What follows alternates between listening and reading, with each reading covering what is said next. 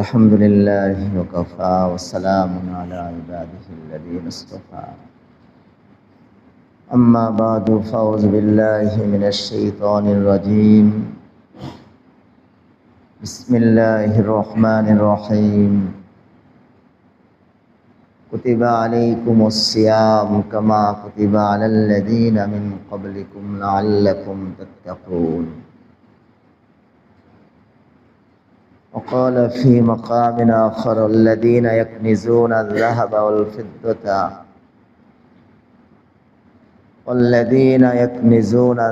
والفضة ولا ينفقونها في سبيل الله فبشرهم بعذاب أليم يوم يحمى عليها في نار جهنم فتكوى بها جباههم وجنوبهم وظهورهم هذا ما كنزتم لأنفسكم فذوقوا ما كنتم تكنزون صدق الله مولانا العظيم اللهم صل على محمد النبي الأمي الكريم وعلى وسلم জুমার দিন বয়ান করা কোনো মাসনুন না, সুন্নত না।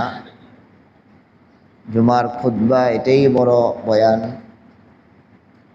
আমাদের সমাজে সবাই তো আর আরবি বুঝে না, এজন্য আবার জুমার দিন মানুষ জমা হয়, লোকজন জমা হয়। কিছু দিনই কথা বলে দিলে মানুষ সহজে শুনতে পারে, শিখতে পারে। এই জন্য ওলামায়ে কেরাম জুমার দিন খুতবার আগে বয়ান করে। এই বয়ান করা মাসনুন না, এটা প্রয়োজনে করে, দিনের জরুরতে। যেমন বৃহস্পতিবারে সব গুজারি করা কোনো ফরজ কোনো বিষয় না, কিন্তু তবলিগের মুরব্বীরা বৃহস্পতিবার রাত্রটাকে খাস করছেন। একজন অধিক থাকো না, হেফসখানার হুজুর অধিক যাও।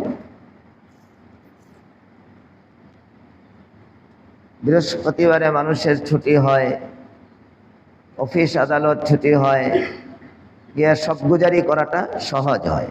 এজন্য বৃহস্পতিবারে সব গুজারি একটা তরতিব রাখা হয়েছে। এর মানে এটা ফরজ না। এটা যদি কেউ ফরজ মনে করে, ওয়াজিব মনে করে, তাহলে এটা অন্যরকম হয়ে যাবে।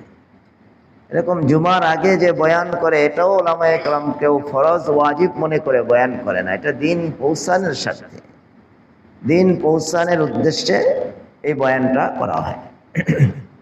যে কিছু লোক জমা হয়, অন্য দিন তো লোক পাওয়া যায় না। আমাদের সমাজে অনেক মুসল্লি আছে, ওনারা সাপ্তাহিক মুসল্লি, সপ্তাহে একদিন মসজিদে আসে। তো ওনাদের কানের মধ্যেও কিছু দিনের কথা পৌঁছে যায়। জুমার দিন যদি ওলামায়ে কেরাম কিছু দিনই কথা বলেন,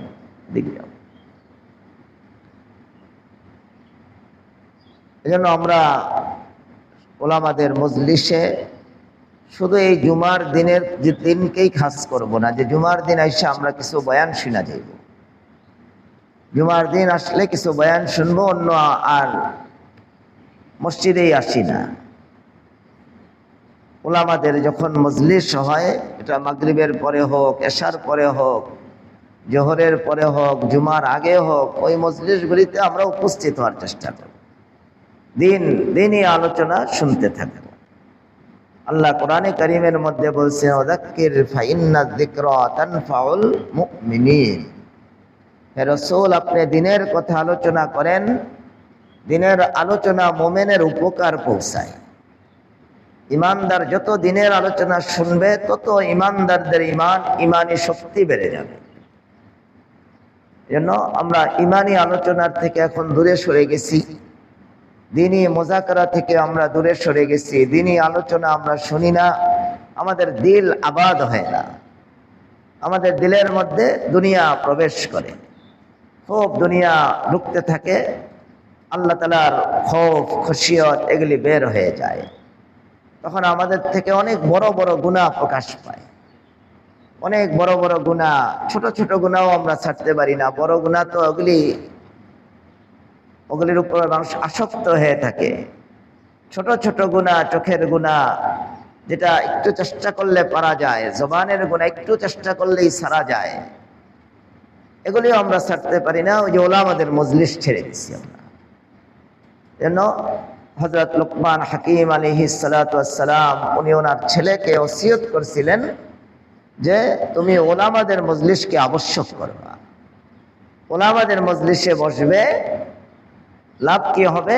যেভাবে উপর থেকে বৃষ্টি বর্ষণ হলে, আসমান থেকে বৃষ্টি বর্ষণ হলে মৃত জমিন যেভাবে জীবিত হয়ে যায়, সেখানে ঘাস উদ্গত হয়, তুমি ওলামাদের মজলিসকে আবশ্যক করো।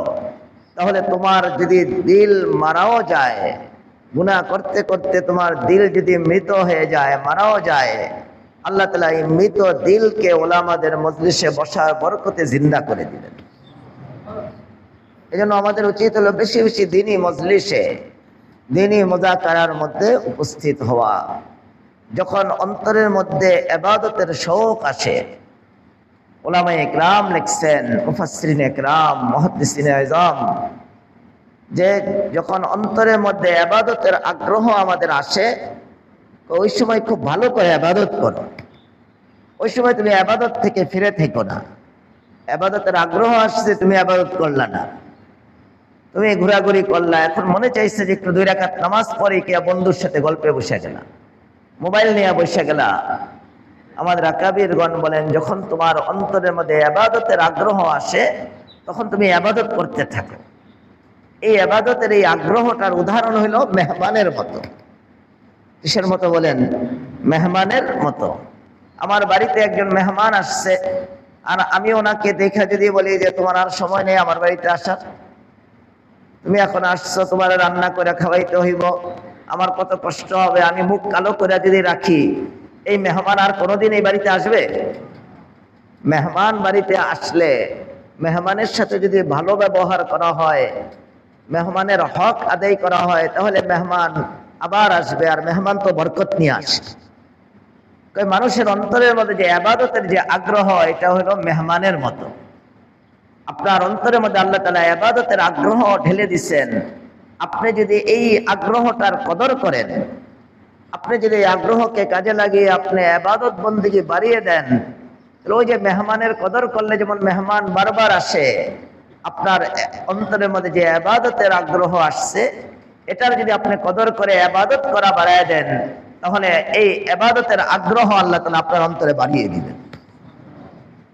শাইখুল ইসলাম আল্লামা তকি উসমানী সাহেব লিখছেন যে ইবাদতের যে আগ্রহ আমাদের অন্তরের মধ্যে পয়দা হয়, এর উদাহরণ হলো মেহমানের মতো। মেহমানের কেউ কদর করলে, মেহমান আসলে হাসি মুখে তাকে কেউ যদি বরণ করে, তাহলে ওই মেহমান ওই মেজবানের বাড়িতে বারবার আসে। এরকম ভাবে যার অন্তরের মধ্যে ইবাদতের আগ্রহ একবার আসছে, আর ওই একবারের আগ্রহটাকে যদি সে কাজে লাগায়, আল্লাহ তাআলা তার অন্তরের মধ্যে 10 বার ইবাদতের আগ্রহ পয়দা করে দিবেন। এজন্য আমাদের ইবাদতের আগ্রহ, যেটা আল্লাহ তাআলা রমাদান মাসে সাধারণত মুসলমানদেরকে আল্লাহ দান করেন, প্রায় মুসলমানদের অন্তরের মধ্যে ইবাদতের এক আগ্রহ এটা বিরাজ করে। এর কারণ হলো আল্লাহ রাসূল তো হাদিসের মধ্যেই বলছেন, ইদা জাআ রমাদান ফুতিহাত আবওয়াবুল জান্নাহ, যে যখন রমাদান মাস শুরু হয়, এখনো মাঝখানে আসে নাই, শেষ হয় নাই, মাত্র শুরু হয়েছে। রমাদানটা যখন শুরু হয়, চাঁদ উঠে, আল্লাহ রাসূল সাল্লাল্লাহু আলাইহি সাল্লাম বলেন, ফুতিহাত আবওয়াবুল জান্নাহ, আল্লাহ তাআলা এই রমাদানের সম্মানার্থে জান্নাতের সব দরজাগুলিকে খুলে দেন।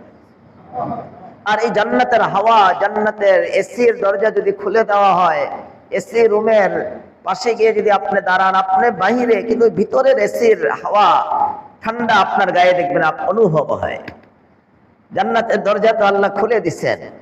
জান্নাতের দরজা খোলার কারণে আমরা যদিও এখন দুনিয়াতে জান্নাতের থেকে অনেক দূরে, তারপরে যে দরজা খোলার কারণে এসির হাওয়া, জান্নাতের হাওয়া আমাদের গায়ের মধ্যে এসে লাগতেছে। আর জান্নাতের মধ্যে কোনো গুনাহের কোনো কল্পনাই করা যায় না, গুনাহের কল্পনাই আসবে না। এই জন্য রমাদান মাসে মানুষের গুনাহের এই জজবা কমে যায়, যেহেতু এই সময় জান্নাতের হাওয়া চলতে থাকে, জান্নাতের এক আবহাওয়া চলতে থাকে। ওয়াগুল্লিকাত আবওয়াবুন নার, জাহান্নামের দরজা বন্ধ হয়ে যায়।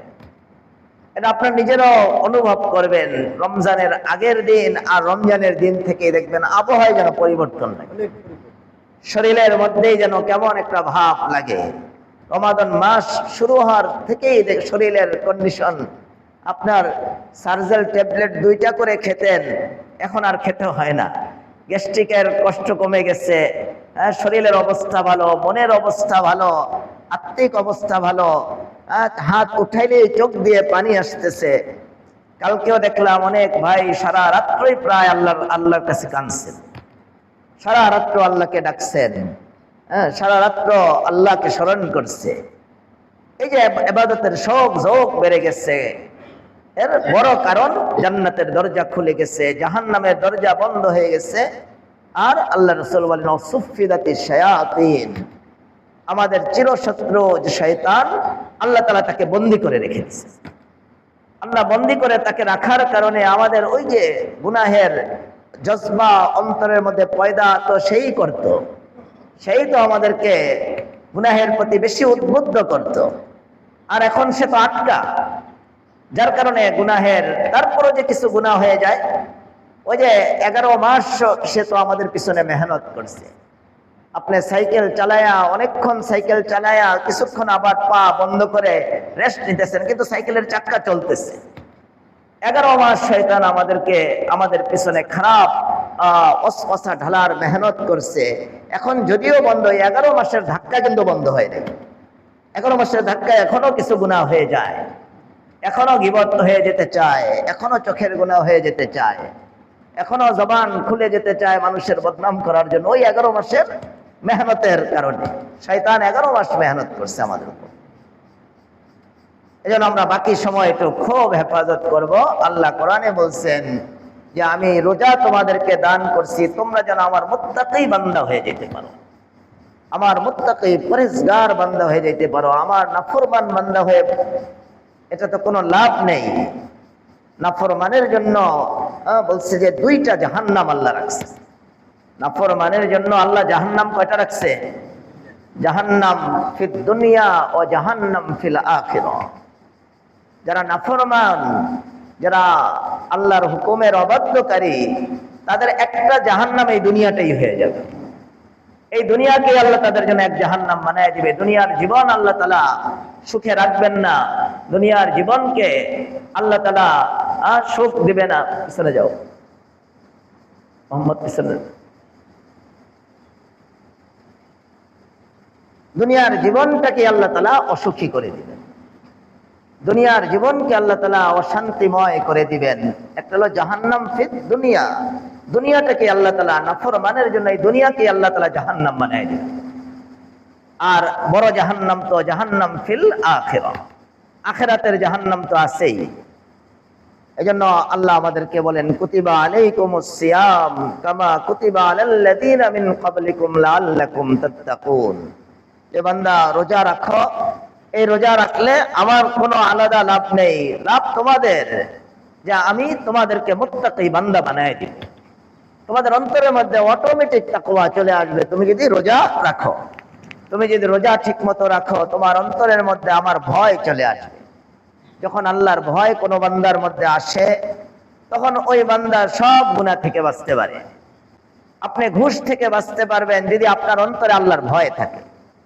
আপনি সুদ, টাকা, ঋণ দিতেছেন, আপনি আপনার সাথী একজনকে ঋণ দিতেছে আর সুদ খাইতেছে, ঘরে বসে লাভ পাইতেছে, ব্যাংকের থেকে সুদ নিতেছে, ঘরে বসে তার টাকা আসতেছে, আর আপনি এই সুদটা নিলেন না। এই টাকাটা আপনি নেওয়ার থেকে এত লাভজনক একটা বিষয় আপনার হাতছাড়া আপনি করে দিতেছেন। এটা শুধু কিন্তু কার ভয়ে? আল্লাহর। আল্লাহর ভয় থাকলে মানুষ সব গুনাহ থেকে বাঁচতে পারে। সুদ থেকে বাঁচতে পারা যাবে, ঘুষ থেকে বাঁচা যাবে, জুলুম অত্যাচার থেকে বাঁচা যাবে, আরো যত গুনাহ আছে সব গুনাহ থেকে। আমাদের জবান অহরহ গুনাহ করে, জবান থেকে শুধু গুনাহ বের হয়। এর গীবত, এর শিকায়েত, এর বদনাম, এর উপরে অপবাদ, নিজের স্ত্রীকে বিভিন্ন ভাবে খোটা, ফকিরনির মেয়ে, বিচার আসছে একজনে ফকিরনির মেয়ে বলে স্ত্রীকে, তো ও কত বড় বাদশার ছেলে। আল্লাহ বলছেন আল্লাহুল গনি ওয়া আনতুমুল ফুকারা, আল্লাহই একমাত্র ধনী আর সব হলো কি ফকির। আর সে স্ত্রীকে কথায় কথায় ফকিরনির মেয়ে ডাকে। এই যে আপনি স্ত্রীকে খোঁচা দিলেন, আপনি স্ত্রীকে কষ্ট দিলেন, এটারও হিসাব আল্লাহ তাআলা কিয়ামতের দিন নেবেন। এই জন্য আমরা খুব রোজাগুলি, যতটুকু রোজা, আরো যে কয়েকদিন রোজা আমাদের উপরে আল্লাহ তাআলা রাখছেন, এটা তো অনেক বড় আজিম নেয়ামত, অনেক বড় নেয়ামত, এটার কদর করব। রাতগুলিকে আমরা কাজে লাগাইবো। আমার ঢাকার থেকেও মোবাইল করছে যে হুজুর সবে কদর কবে? সবে কদরটা হুজুর একটু কয়ে দেন না। আমি আমার কাছে কি ওহী আসে নাকি? যার কাছে ওহী আসতো রাসূল আকরাম সাল্লাল্লাহু আলাইহি সাল্লাম, উনিও নির্দিষ্ট করে বলে নাই যে এই দিনটাই সবে কদর, এই দিনটাই সবে কদর। আয় খাজা কে পরসেদ আজ সবে কদর নিশানি, হর সবে কদর আস আগার কদর বিদানি। যে তুমি সবে কদর কবে এটা জিজ্ঞাসা করো, হর সবে কদর আস আগার কদর বিদানি। যে তুমি কদর দিতে পারো, সম্মান দিতে পারো, যে তুমি মূল্যায়ন করতে পারো রমজানটাকে, রমজানের রাত্রগুলিকে, তাহলে তোমার প্রত্যেকটা রাত্রই সবে কদর।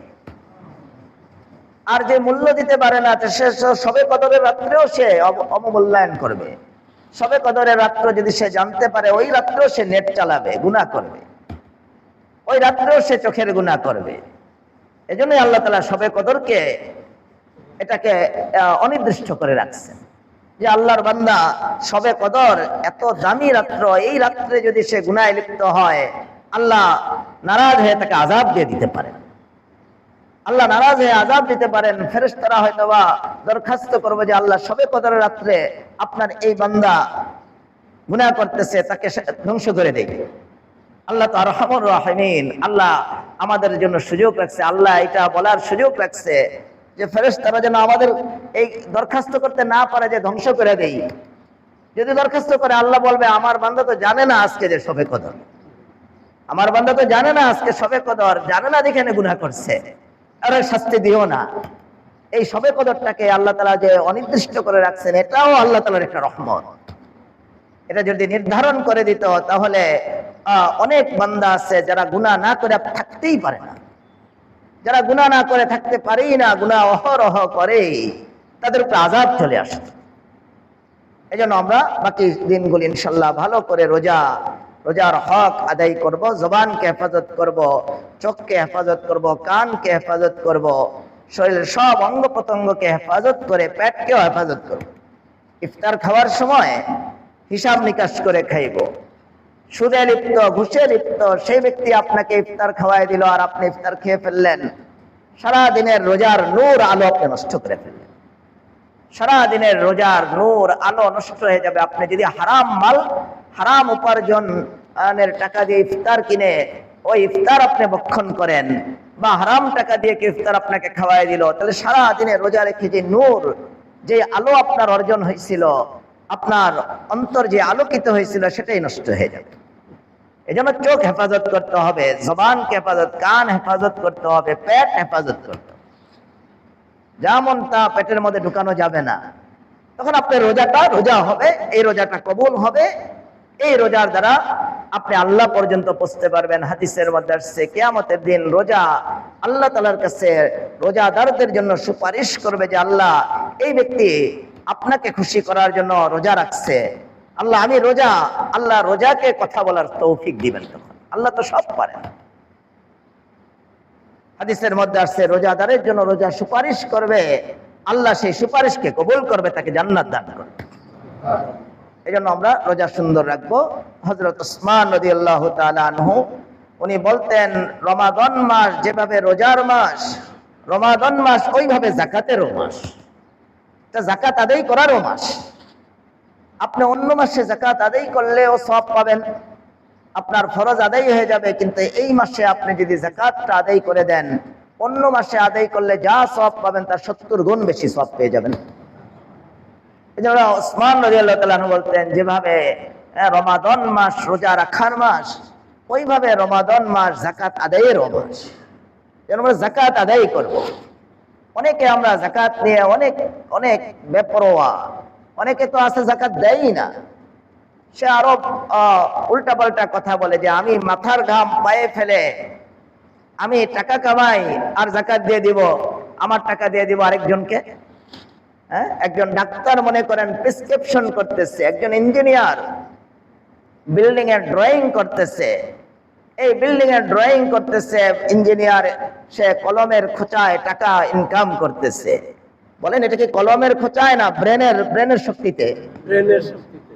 ডাক্তার সাহেব পড়ালেখা করছে, প্রেসক্রিপশন করতেছে, টাকা ইনকাম করতেছে, এটা কি দিয়ে করতেছে? এই প্রেসক্রিপশনটা লিখতেছে কি শুধু কলম দিয়ে এমনি বের হয়ে যেতেছে? না, ব্রেন থেকে আল্লাহ তাআলা বের করতেছেন। এই ব্রেনের স্রষ্টাকে ডাক্তার নিজে, ইঞ্জিনিয়ার নিজে, না আল্লাহ? তাহলে ডাক্তার সাহেবের ইনকামের মধ্যে আল্লাহর কি আছে? হক আছে। ইঞ্জিনিয়ারের ইনকামের মধ্যে আল্লাহর কি আছে? হক আছে। একজন মজদুর আপনি দেখবেন সে 5 মণ 4 মণ ওজনের জিনিস আমরা দেখলে ভয় লাগে, মনে হয় যে তার ঘাড় মার ভেঙে পরে একেবারে হাড্ডি টাড্ডি সব ভেঙে যাবে, কিন্তু এটা লয়ে সে দৌড়ে ট্রাকের মধ্যে মাল উঠায় ফেলায়। 4 মণ 5 মণের বস্তা আমরা 5 কেজিটা মাথায় নিতে পারি না। হ্যাঁ, তাহলে সে এই শরীরের এই শক্তি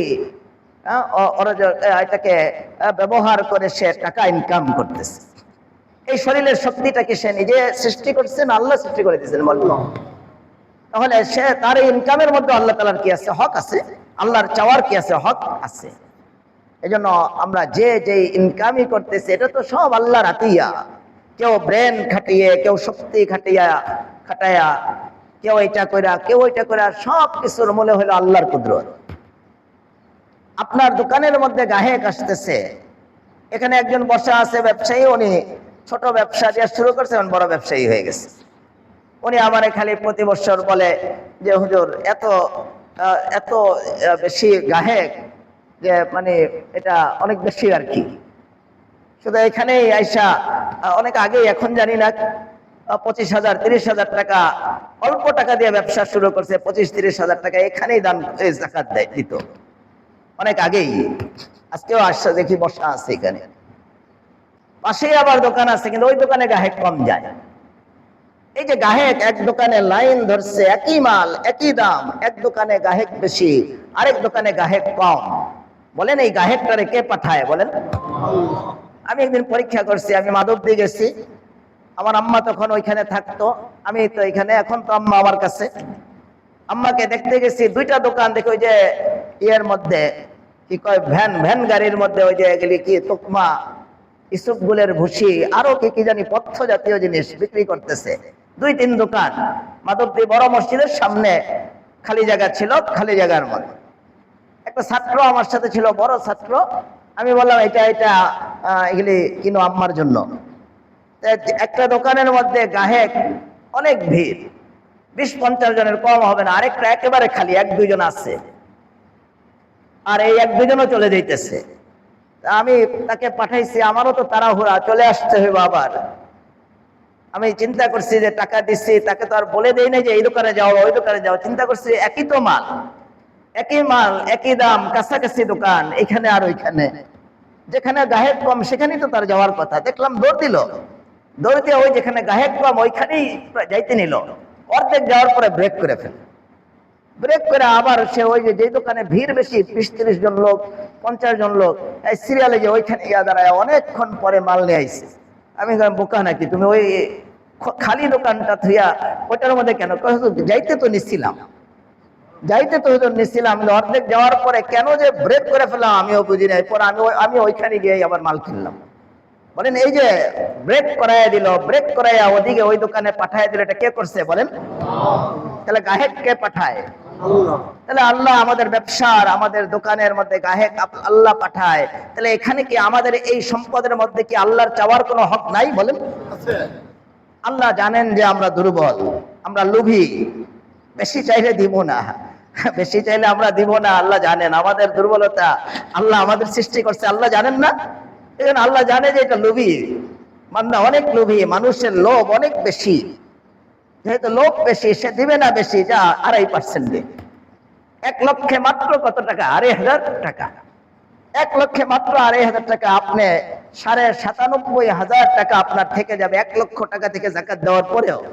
এটা কি আল্লাহ বেশি নিয়ে নিচ্ছে নাকি? বলেন। এই জন্য আমরা যাকাত দেওয়ার চেষ্টা করব। যাদের আমাদের নেশাব পরিমাণ 52.5 ভরি পরিমাণ রূপার মূল্য, অথবা 7.5 ভরি পরিমাণ স্বর্ণের মূল্য, এই পরিমাণ টাকা বা 7.5 ভরি স্বর্ণ বা 52.5 ভরি রূপা আপনার যদি থাকে, কোনো একটা থাকলেই চলবে। 52.5 ভরি রূপা থাকলে আমরা আজকে হিসাব করলাম, যদি 3,500 টাকা ভরি হয় তাহলে 1,83,84,000 টাকা।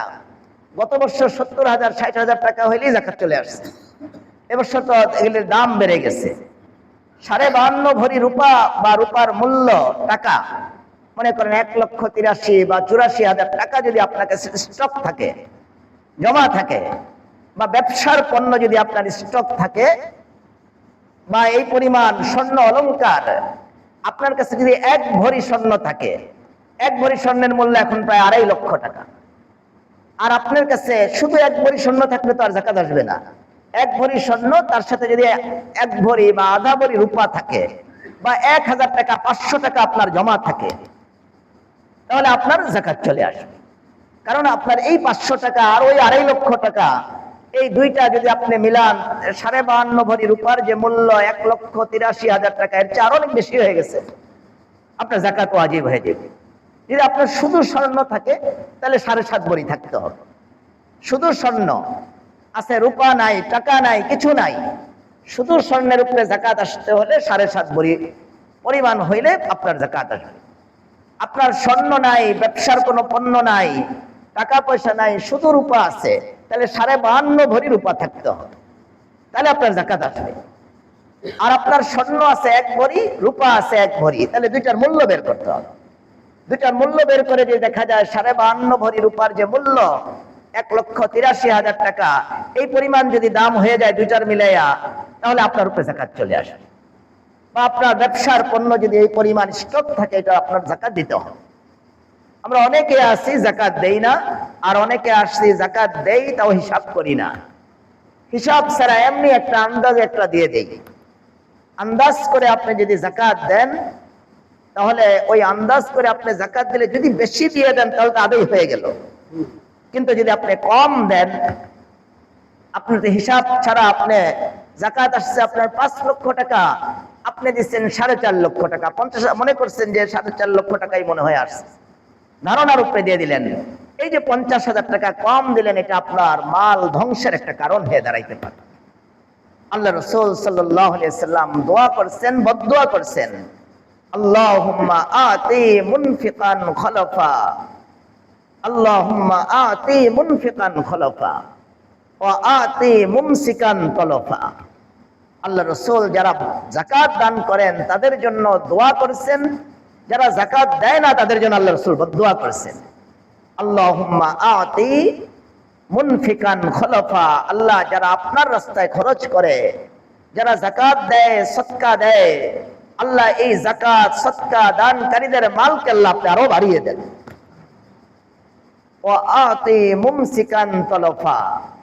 আল্লাহ যারা যাকাত দেয় না, নিজের মালকে স্টক করে রাখে, নিজের মালকে জমা করে রাখে, নিজের মালকে কুক্ষিগত করে রাখে, ব্যাংকে সে জমা ফেলে রাখছে, যাকাত দেয় না, আল্লাহ রাসূল বদদোয়া করতেছেন যে আল্লাহ তার মালকে আপনি কোনো না কোনো এক সময় ধ্বংস করে দেন।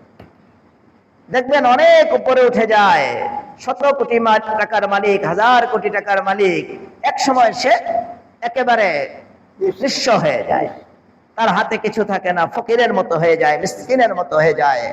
হ্যাঁ, লজ্জিত হইতে হয়, সমাজে জেল খাটতে হয় তার বিভিন্ন ভাবে। এগুলো হলো আল্লাহ রাসূলের বদদোয়ার এটা আসর প্রভাব। এই জন্য যাকাত দিয়ে দিব। আল্লাহ কোরআনে কারীমের মধ্যে বলেন, আল্লাযীনা ইয়াকনিজুনা আয-যাহাবা ওয়াল ফিদ্দাতা ওয়ালা ইউনফিকুনাহা ফি সাবিলিল্লাহ ফাবাশশিরহুম বিআযাবিন আলীম।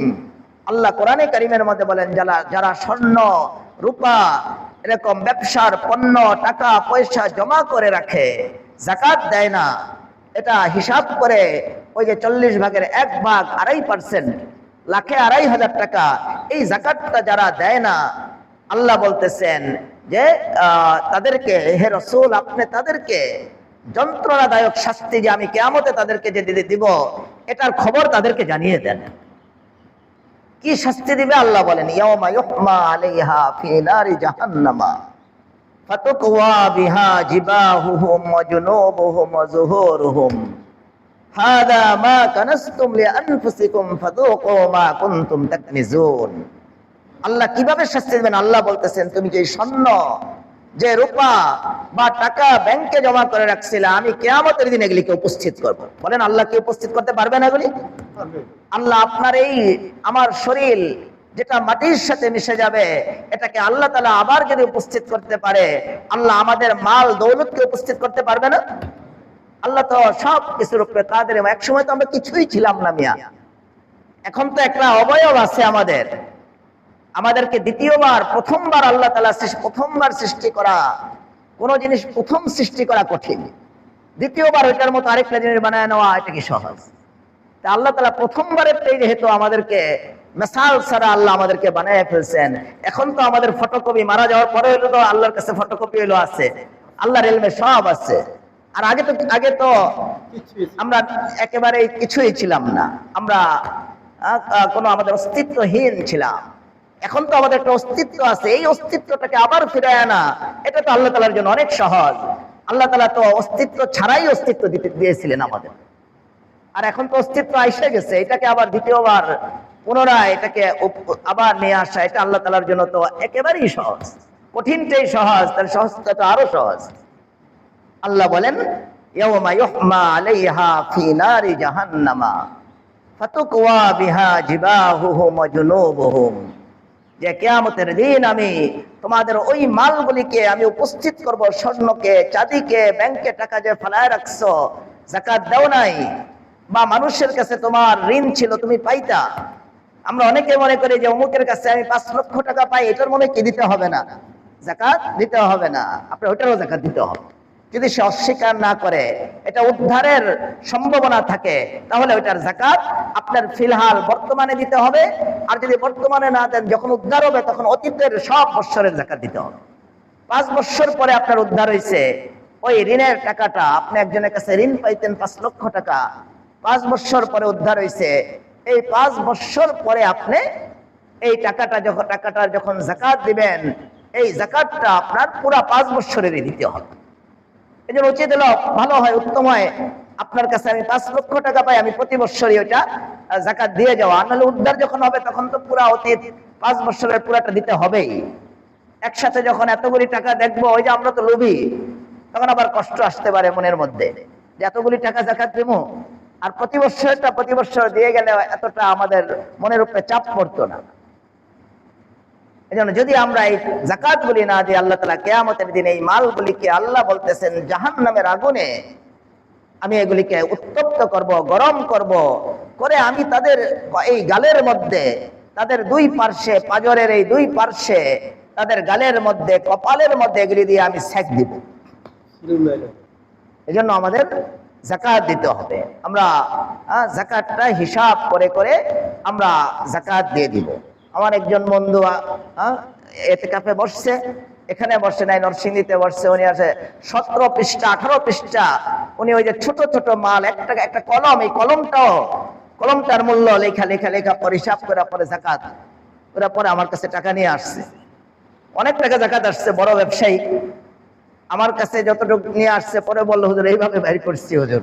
আগে সাবাস, সুন্দর হয়েছে। এটা হিসাব করে আমরা যাকাত দিব। যাকাতটা আমরা কাকে দিব? নিজের আব্বা, আম্মা, দাদা, দাদি, নানা, নানিকে যাকাত দেওয়া জায়েজ নাই। নিজের উপরে আব্বা, আম্মা, দাদা, দাদি, নানা, নানিকে যাকাত দেওয়া কি হবে না? জায়েজ হবে না।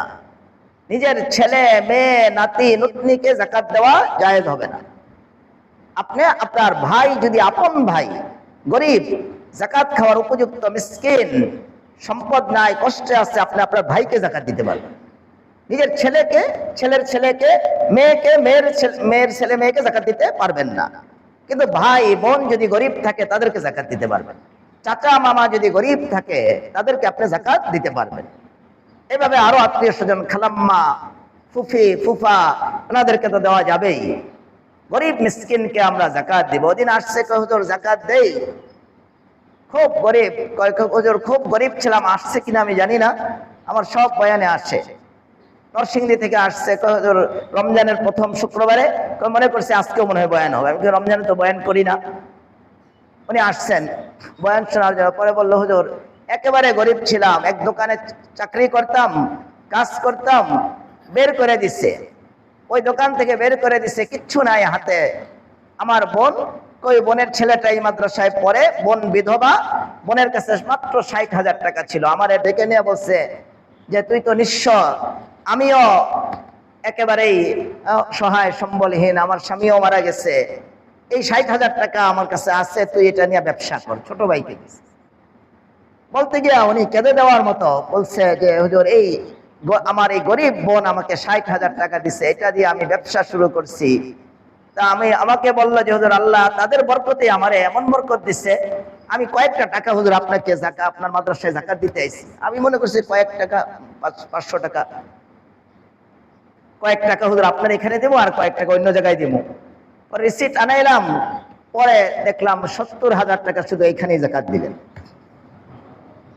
আল্লাহ রাসূল দোয়া করছেন, আল্লাহুম্মা আতি মুনফিকান খলাফা, আল্লাহ যে যাকাত দেয়।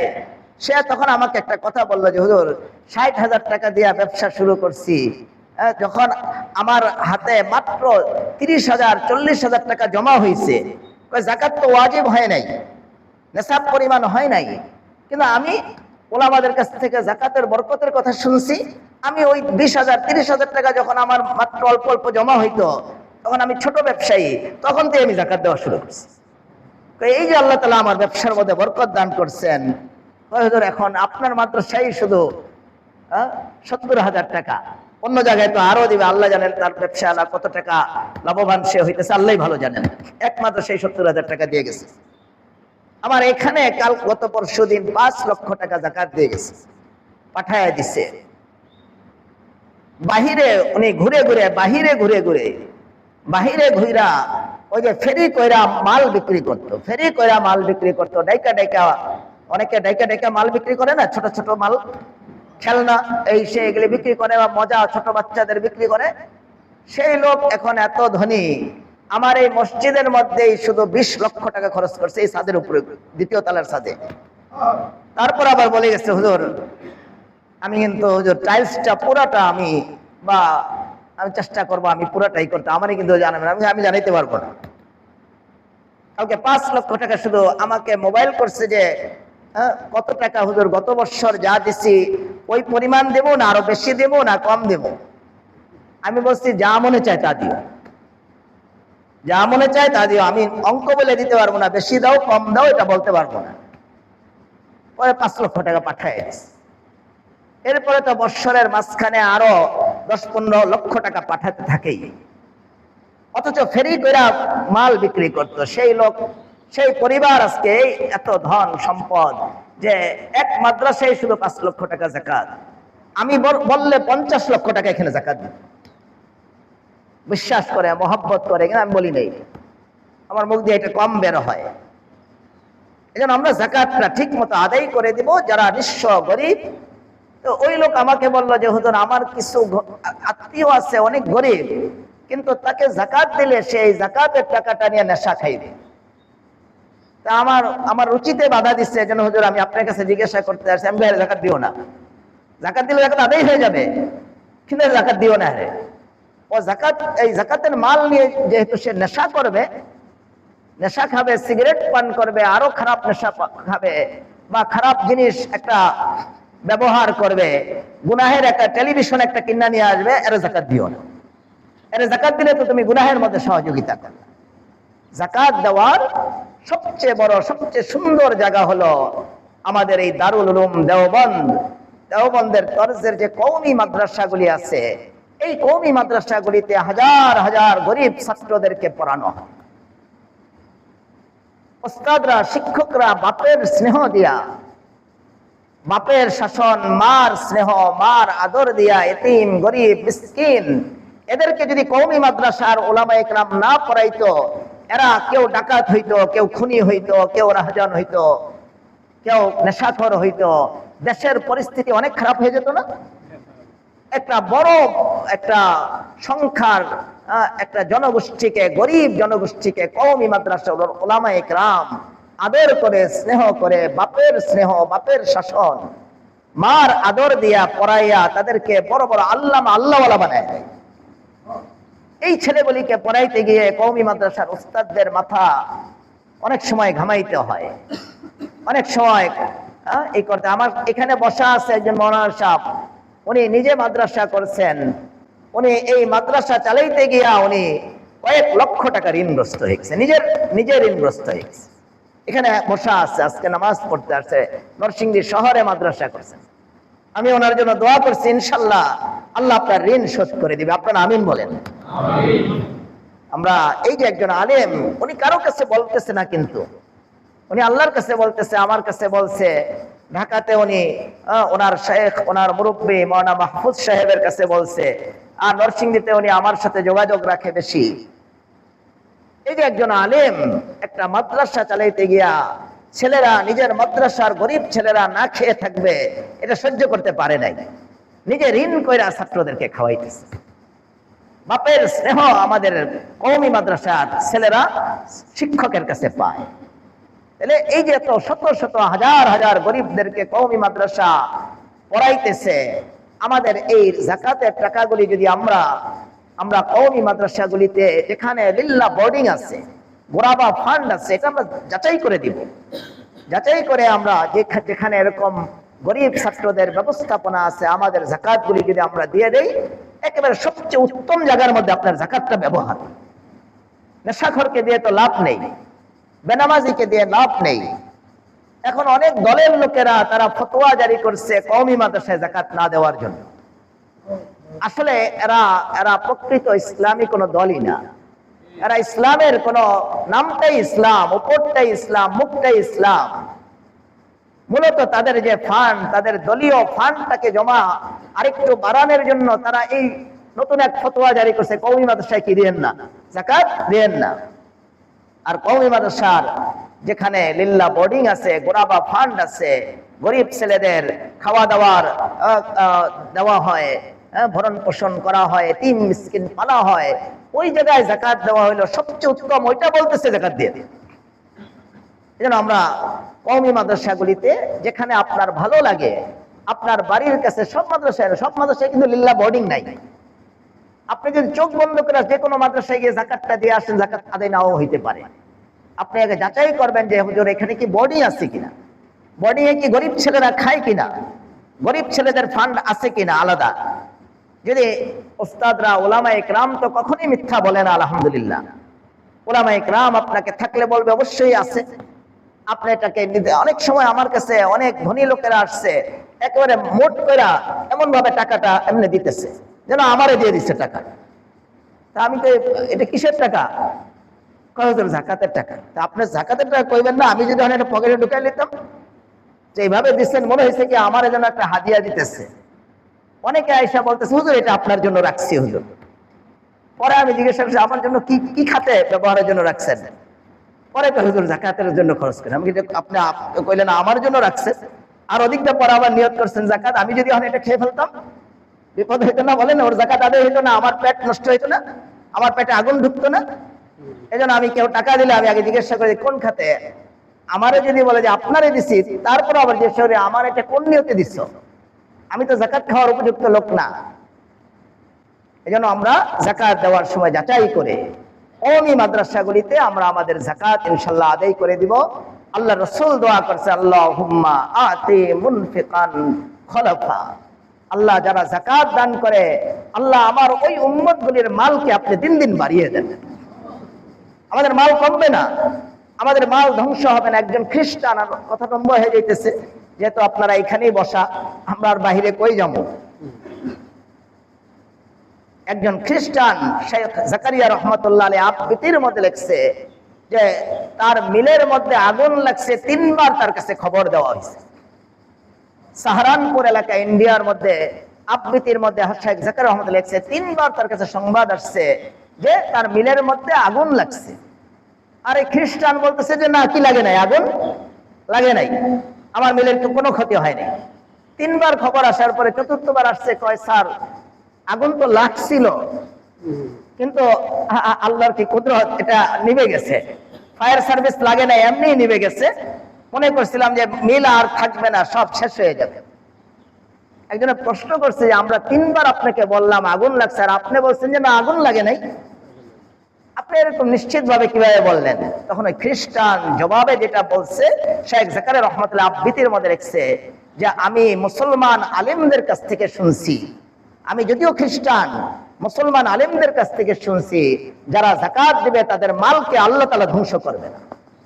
মুসলমানদের জন্য যে আল্লাহ, ওই খ্রিস্টান বলছে আমাদের জন্য তো ওই আল্লাহই।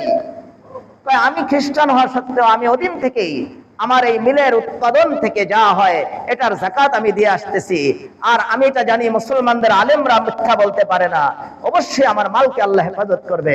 এই জন্য আমি ইয়াকিনের সাথে বলে দিচ্ছি আমার মিলের মধ্যে আগুন ধরে নেই। এই জন্য যারা যাকাত আদায় করবে তাদের সম্পদকে আল্লাহ হেফাজত করবে, বাড়াবে। আমরা যাকাত আদায় করে দিব। সাদকাতুল ফিতর এটা সামনের জুমায় তো বলা হবে, 110 টাকা করে ধরা হয়েছে, জনপ্রতি 110 টাকা করে সাদকাতুল ফিতরও আমরা আদায় করব। ঈদের নামাজে যাওয়ার আগেই চেষ্টা করব আদায় করতে। আল্লাহ আমাদের সবাইকে কবুল করেন, যারা সুন্নত পড়ি নাই 4 রাকাত ক্বাবলাল জুমা পড়ে নেই। সুবহানাল্লাহ।